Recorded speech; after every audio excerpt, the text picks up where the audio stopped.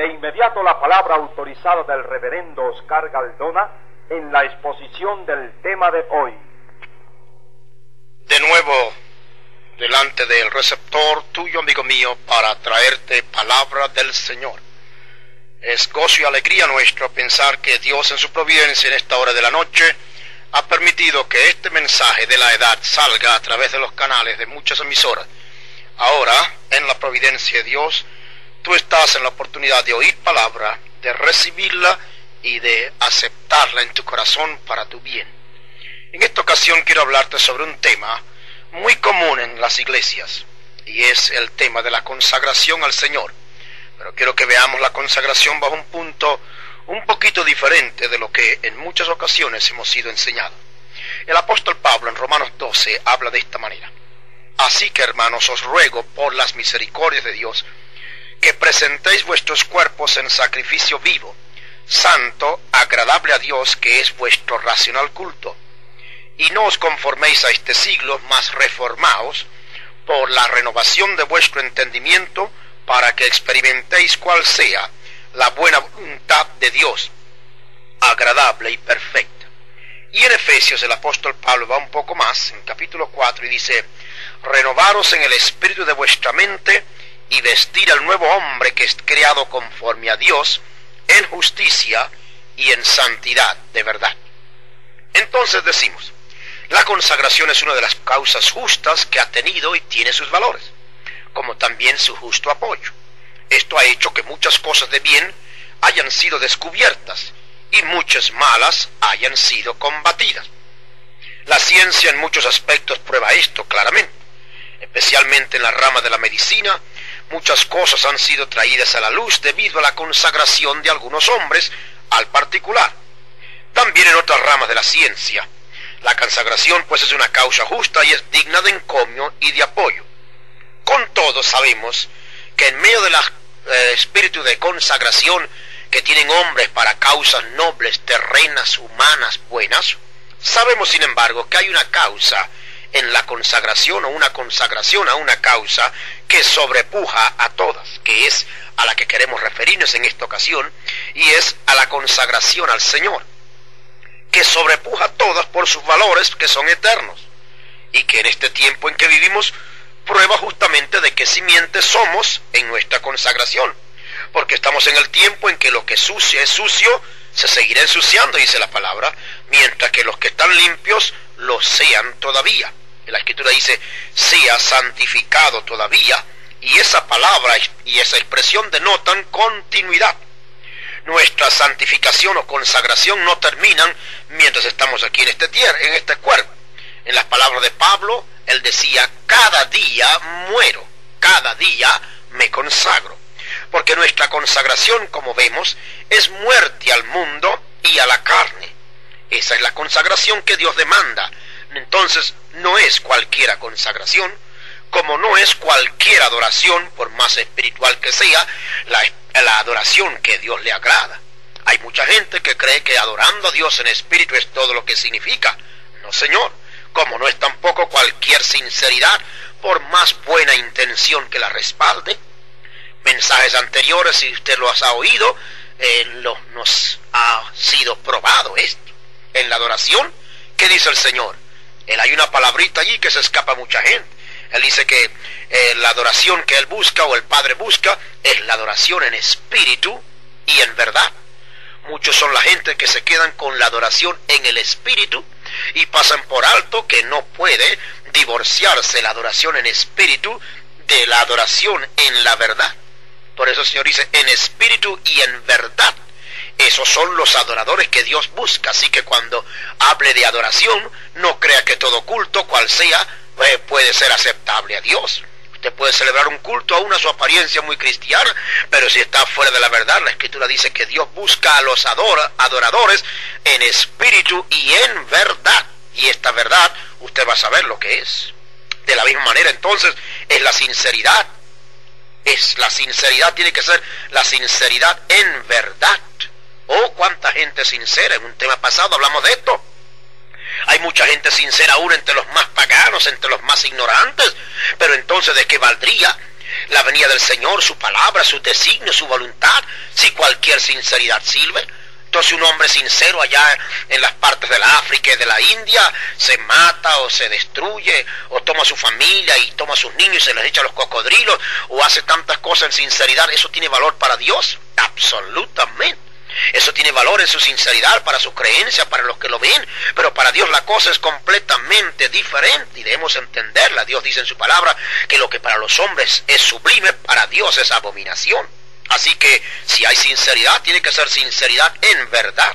De la misma manera decimos en la consagración, como acabamos de leer en Efesios 4:24, es en santidad de verdad. O sea, ¿conforme a qué? Conforme a la palabra, porque la palabra es la verdad. El Señor dijo, santifícalos en tu verdad, tu palabra es verdad.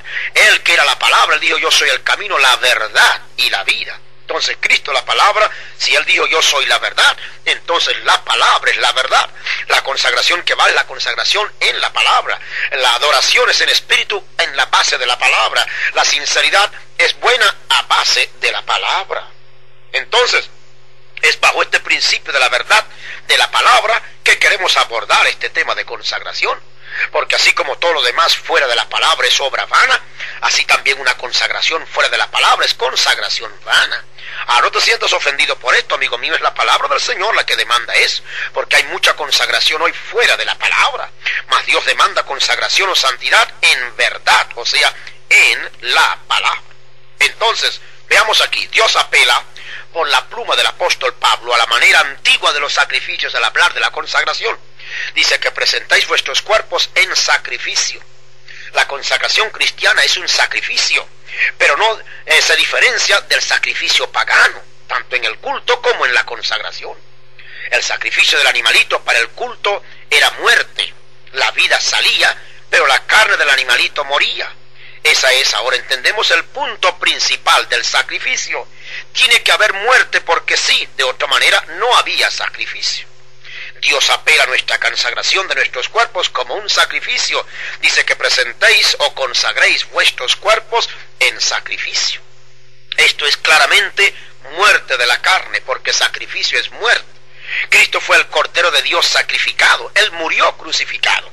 Y Cristo crucificó la carne, o sea, murió en la carne. Así se demanda de nosotros como un hecho, sabiendo esto que nuestro viejo hombre juntamente fue crucificado con Él, con quien Él, Cristo, la palabra. Porque los que son de Cristo han crucificado la carne con los afectos y concupiscencias. Nosotros entonces fuimos crucificados con Él. De no viviremos con Él. Es significativo que la vida viene por la muerte. Algo tiene que morir para que usted viva. Usted vive de elementos muertos. Cuando usted come carne ya está muerta. Cuando usted come los granos ya están muertos. Entonces la vida viene por la muerte. Si morimos con Cristo, creemos que también viviremos con Él. Esto puede parecer paradójico a los que no entienden los principios del cristianismo, pero esta es la verdad. Es muriendo con Cristo como creemos que también viviremos con Él. ¿Tiene su Biblia? Busque eso en el libro de los Romanos en el capítulo 6. Esta muerte, por supuesto, está hablando de la muerte al pecado y a la carne, para vivir con Dios en Cristo Jesús.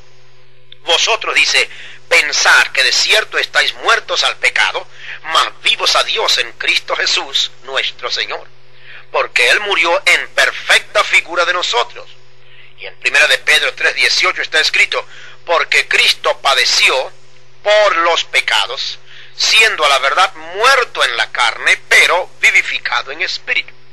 Así de nosotros está escrito, porque somos sepultados juntamente con Él a muerte, para que así andemos en novedad de vida, refiriéndose al bautismo como una figura. Por eso, para que usted pueda simbolizar en el bautismo muerte y resurrección, usted tiene que ser bautizado, sumergido. Le echan agua en la cabeza y eso no es el bautismo bíblico, porque no está figurado ni está simbolizado la muerte y la resurrección.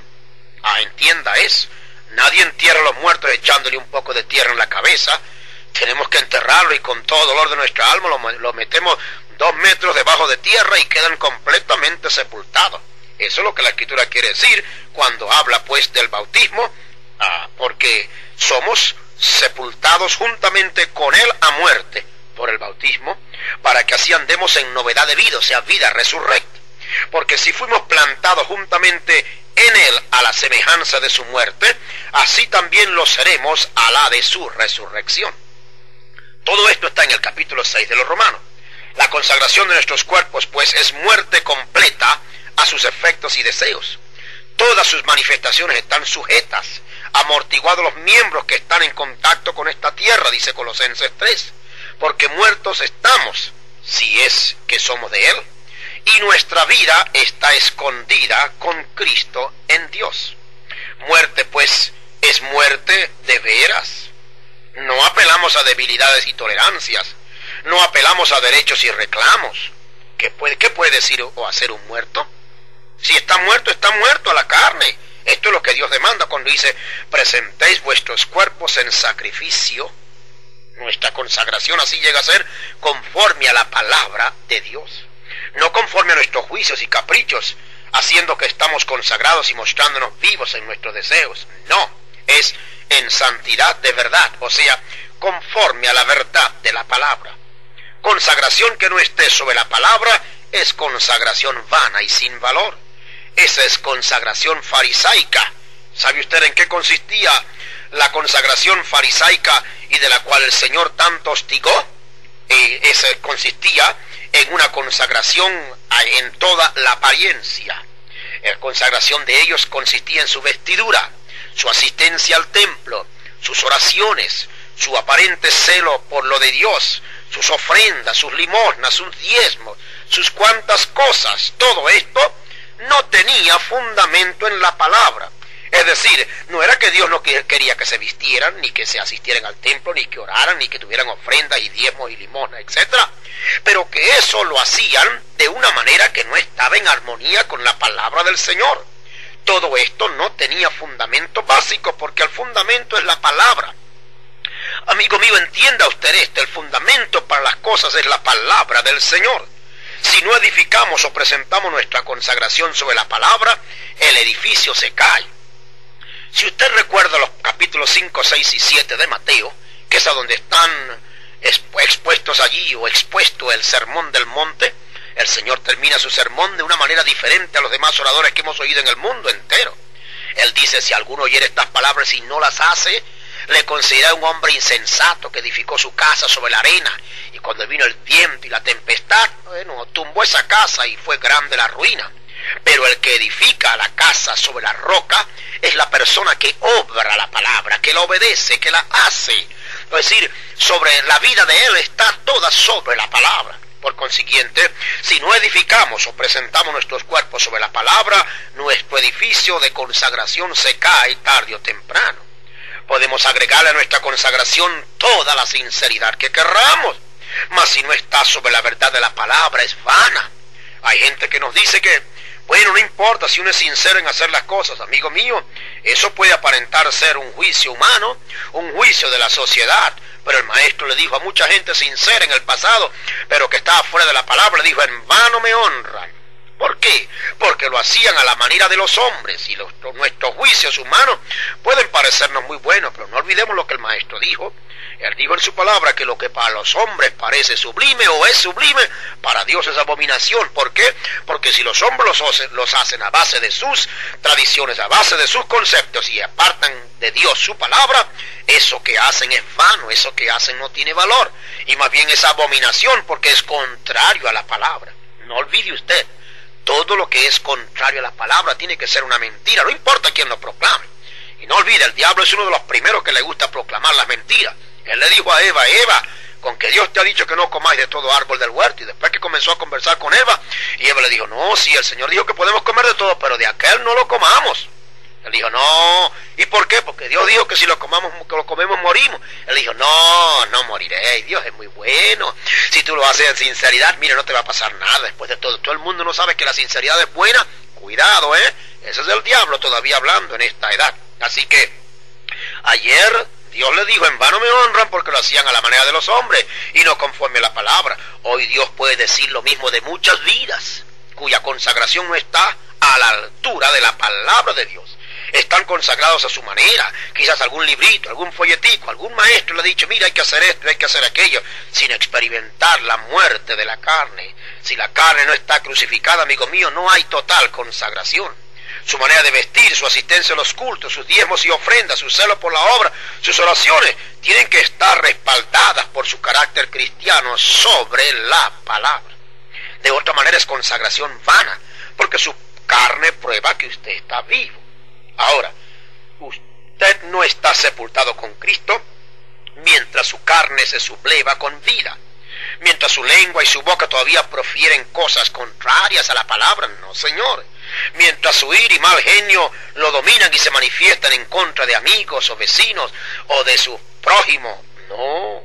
Mientras sus ojos persiguen ver lo que no deben. Absolutamente. Un débil parpadeo en uno que han dado por muerto hace que ese hombre sea examinado, porque mientras dé señales de vida no está muerto. Así que es muerte lo que Dios demanda en el texto cuando dice en sacrificio, porque el que está muerto en la carne está sobre el altar de Dios como un sacrificio. No demanda nada para sí, todo es de Dios. Y usted recuerda cuando el hombre venía a darle el corderito para hacer el sacrificio al sacerdote, él lo entregaba. Él no le decía, bueno, yo lo vengo aquí a traer, pero ¿sabes? Me guardas un muslo, me guarda. No, no podía hacer eso, porque eso era contrario. Él tenía que entregar el animalito íntegramente al sacerdote, quien cumplía con la ley y lo ofrecía sobre el altar. Así que no demandaba nada para sí, todo es de Dios. Hoy es la misma cosa. Y si es de Dios, entonces tiene que ser conforme a su palabra.